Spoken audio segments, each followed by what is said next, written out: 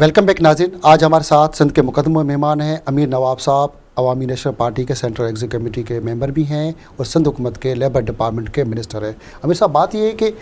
وزیرستان کا علاقہ جو پختونخوا کے اندر ہے، وہ سرحد کے ساتھ اس کے بارڈر ملتے ہیں. چائنا اور رشیا ان کے ساتھ جا کے بارڈر سے اس کے ملتے ہیں. کیوں پاکستان سرکار نے اس کو پولیٹیکل ایجنٹس کے حوالے کیا ہوا ہے، مختلف ایجنٹس کے حوالے کیا ہوا ہے، اور اس سے انٹرنیشنل ٹیم سے وہ آج ڈرون حملے بھی کر رہے ہیں. ایک وہ پاکستان کا حصہ ہوتے ہوئے بھی الگ اس کو قانون، الگ سسٹم نافذ کر کے الگ طریقے سے اس کو چلا رہے ہیں، اور اس سے جتنا بھی خطرہ ہو رہا ہے پاکستان کو خود آج دہشت گردی کا جو سامنا ہے سارا وہاں سے ہو رہا ہے. آپ کا بھی تعلق خیبر پختونخوا سے ہے، سندھ میں آپ منسٹر ہیں، تو اس سسٹم کو، اس علاقے کو ہماری فوج، سب ادارے مل جل کے صحیح سمت پہ لے کے نہیں جانا چاہتے، تو کیا کس کے مفادات زیادہ اہم ہے اس میں؟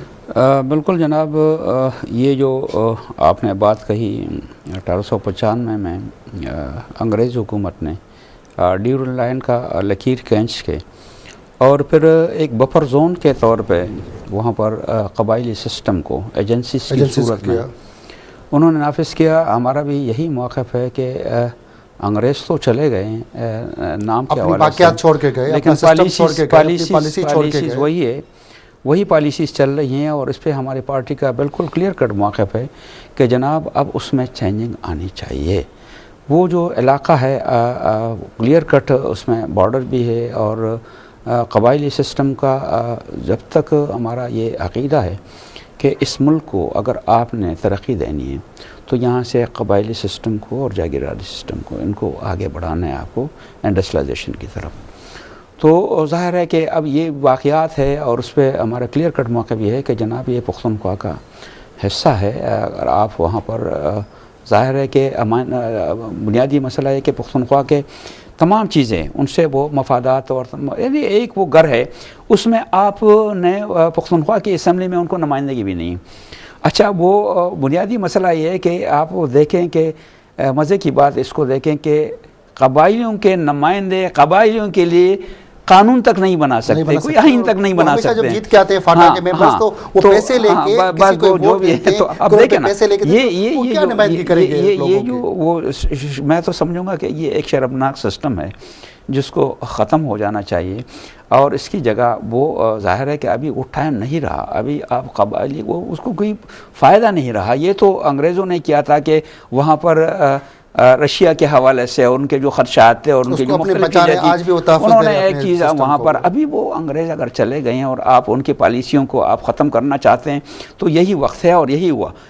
یہ میں جو کہتا ہوں بار بار بات آتی ہے وہی امیریت پہ اور جمہوریت کی بات آتی ہے کہ تمام چیزیں وہاں انڈیا میں جمہوریت کے بعد ختم کی گئی، لیکن ہمارے ہاں ابھی تک وہ تمام چیزیں باقی ہیں. یہ اس کا بنیادی مسئلہ یہ ہے کہ یہاں پر اگر جمہوریت رہے اور تمام لوگ جمہوریت کے ثمرات کو سمجھے اور ان کو ثمرات پہنچیں تو ظاہر ہے کہ وہ لوگ بھی وہ اٹھیں گے وہاں سے. اور عوامی نیشنل پارٹی حکومت کی اتحادی جماعت ہے، حکومت کی دوست جماعت ہے. خیبر پختونخوا میں عوامی نیشنل پارٹی کی حکومت ہے. عوامی نیشنل پارٹی کے ساتھ موجودہ صدر کے اچھے تعلقات ہیں. جب وکیلیکس کی رپورٹ کے وہ لے لیں تو صدر زرداری نے ان کو پہلے اسمد یار کو صدر بننے کی پیشکش بھی کی. آگے جا کے جو سسٹم ہوا ان کی پریس کانفرنس بھی ہو چکی ہے، آ چکا ہے. جب اتنے اچھے مراسم ہیں، اتنے اچھے تعلقات ہیں، ایک سسٹم ہے، اور صدیوں سے سندھ اور سرحد کے بلوچوں کے آپس میں ایک اچھے رشتہ، تعلقات، محبت بھی ہے، تو کیوں آپ لوگ اتحادی ہوتے ہوئے اس انگریزوں کے پرانے قانون جو فرسودہ قانون ہے جس سے اس ملک کو دہشت گردی بھی مل رہی ہے، بہت سارے ایسے معاملات مل رہے ہیں جس سے ہمارے ملک کو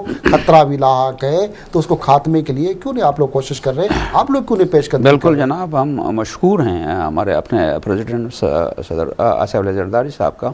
اب دیکھیں یہ اب میں یہ سمجھتا ہوں کہ بہت کچھ ہو رہا ہے. آپ اس کو لیں، کالا باغ ڈیم کے مسئلے کو لیں، اسی حکومت نے اس کے خاتمہ کا اعلان کیا. آپ NFC ایوارڈ کو دیں،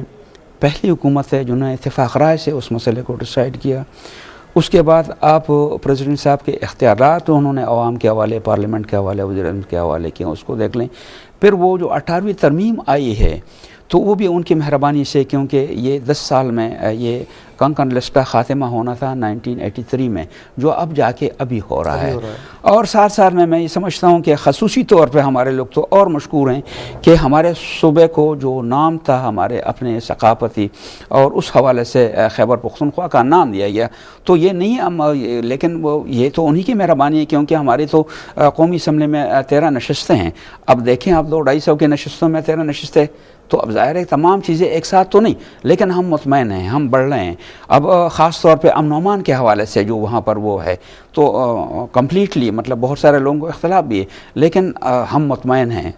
مرکزی حکومت کے کردار سے کہ سوات میں، اس کے بعد پاٹھا میں، وزیرستان میں اب لوگ آگے بڑھ رہے ہیں۔ تو ظاہر ہے کہ یہ تمام واقعات، یہ جو چیزیں ہیں یہ آگے بڑھ رہی ہیں، یہ ہم نہیں کہہ سکتے کچھ نہیں ہو رہا ہے، لیکن ظاہر ہے کہ ایک ساتھ تو تمام چیزیں نہیں ہو سکتی ہے، اور یہ ہم یہی چاہتے ہیں کہ جمہوریت کا جو تسلسل ہے یہ جاری رہے، تاکہ یہ تمام چیزیں اپنے منطقی انجام تک پہنچے، اور یہ انگریزوں کے جو کالے قوانین ہیں ان کا خاتمہ ہو، اور اس کا یہی ہے کہ یہ پروسیس جاری رہے اور آگے بڑھے۔ متحدہ کا ہمیشہ الزام رہا ہے کہ جی پٹھان جو ہیں مختلف مدرسوں میں آ کے، خاص کر کے کراچی کے جو پسماندہ علاقوں میں آ کے وہ ٹھہرتے ہیں، وہ دہشت گردی میں وزیرستان سے ان کا جو تعلق ہے، افغانستان کے پٹھانوں پہ الزام لگاتے رہتے ہیں۔ آپ بھی ایک پٹھان بھی ہیں، تو اس حوالے سے کیا دیکھتے ہیں کہ وہ ہمیشہ دہشت گردی کے الزام جب بھی متحدہ قوم میں دوسری جماعت لگاتی ہیں تو پٹھانوں پہ زیادہ لگا کے بیٹھ جاتے ہیں؟ تو کیا سبب ہے، کیوں ایک قوم کو، ایک اچھی قوم ہے، بہادر قوم ہے، اس پہ کیوں اس طرح کا الزام عائد ہوتا ہے؟ یہی ہم سمجھانا چاہتے ہیں لوگوں کو کہ خدا را آپ القاعدہ میں اور طالبان میں فرق کریں، طالبان میں اور پختونوں میں فرق کریں۔ اب ظاہر ہے کہ ہر بندہ جس کا تعلق طالبان سے ہے تو القاعدہ سے ان کا تعلق نہیں ہے۔ کیا فرق ہے اور سب کھل کے بتائیں؟ القاعدہ تو اوور آل وہ تو کمپلیٹلی بین الاقوامی ایک تنظیم ہے جس کو ہم دہشت گرد تنظیم کے نام سے، اور اس میں جتنے بھی دہشت گرد ہیں تمام، اس میں چیچنا کو دیکھ لو، آپ مصر کو دیکھ لو، آپ سعودیہ کو دیکھ لو، آپ یمن کو دیکھ لو، مطلب جتنے بھی مطلب جہاں سے ہیں تو اکٹھے ہو کے القاعدہ میں، ان کی اپنے عراق میں دیکھو، ایران میں دیکھو، مختلف ملکوں میں وہ ان کا اپنا نیٹ ورک ہے ایک الگ، ان کا طالبان سے کوئی تعلق نہیں۔ ہاں طالبان کو استعمال کیا گیا وہاں القاعدہ سے مل کے، طالبان پیورلی ہاں طالبان کا یہ ہے کہ ان کا اپنا الگ وہ ایک سسٹم ہے، اور وہ افغانستان اور کچھ پاکستان میں بھی، پختون ہر پختون طالب نہیں ہے، اور ہر طالب پختون نہیں ہے، وہ نہیں ہے القاعدہ کے نہیں ہے۔ تو اس لیے ہم کہہ رہے ہیں کہ جناب اس میں فرق کریں، دہشت گردی کے ہم شکار ہیں۔ اب دیکھیں نا، اس سے بڑھ کے اور آپ کیا بچ سکتے ہیں کہ اسفندیار ولی خان پہ جو تو اللہ تعالیٰ کی ذات نے اس کو بچایا، دہشت گردوں نے تو ان کو ختم کر دیا تھا۔ ظاہر ہے ان کے بہن پہ حملہ ہوا، ان پہ حملہ ہوا، اور وہ چند قدم کے فاصلے سے وہ جو ان کے اس نے وہ اگر وہ قربانی نہیں دیتا تو ہو سکتا ہے اس کا۔ تو اب ظاہر ہے کہ جتنے ہمارے لوگ وہاں یعنی ایم پی ایز ہمارے گئے ہیں وہاں پر، اب آپ دیکھیں سینئر منسٹرز کو دیکھیں، تمام کو دیکھیں، روز کوئی نہ کوئی اس کے، اب آپ اس کو دیکھیں، اپنے وزیر اطلاعات جو ہے میں افتخار صاحب کے بیٹے کو مارا گیا، کیا نہیں کیا گیا وہاں؟ تو ہم اور ان کا یہ اگر وہ جو لوگ الزام لگاتے ہیں تو میں سمجھتا ہوں کہ ان کے تو شاید روابط ہو ان سے، کیونکہ وہ مختلف حوالوں سے، کیونکہ آج تک ان پہ یہاں پر اگر حملہ ہوتا ہے، اسفندیار ولی خان کے گھر پہ اگر ان پہ حملہ ہو سکتا ہے، اور افتخار کے بیٹے، اور اتنا یہ دہشت گردی کے خلاف ہے، 90 پہ تو کبھی نہیں ہوا۔ تو اب یہ کہ یہ تو ان کو سوچنا چاہیے، دہشت گردی پہ طالبان یہ تو ان کو حصے بن چکے ہیں، مقامی طالبان، یہ تو ان کا میں یہ کہہ رہا ہوں کہ وہ ہم تو ان کے نشانے پہ ہیں جناب۔ تو اگر کراچی میں یا سندھ میں کوئی بھی یہاں پر آتا ہے تو سب سے پہلے نشانہ تو ہم بنیں گے، تو ہم ان کی کیوں سپورٹ کریں گے؟ ہم تو مخالفت میں ہیں جناب، کلیئر کٹ بات ہے، اس میں بالکل ہماری، اور پھر ہم تو باچا خان کے فلسفے کے پیروکار ہیں، ہم تو دہشت گردی کو تو سرے سے مانتے ہی نہیں۔ اس پہ بہت ساری باتیں جاری رکھیں گے مگر شارٹ بریک کے بعد۔ ناظرین، آج ہمارے ساتھ امیر نواب صوبائی وزیر ہیں لیبر ڈپارٹمنٹ حکومت سندھ کے، دہشت گردی کے حوالے سے، محرم حرام کے مہینے کے حوالے سے بہت ساری باتیں آج پروگرام میں ہماری سلسلہ جاری رکھیں گے مگر چھوٹی سی بریک کے بعد۔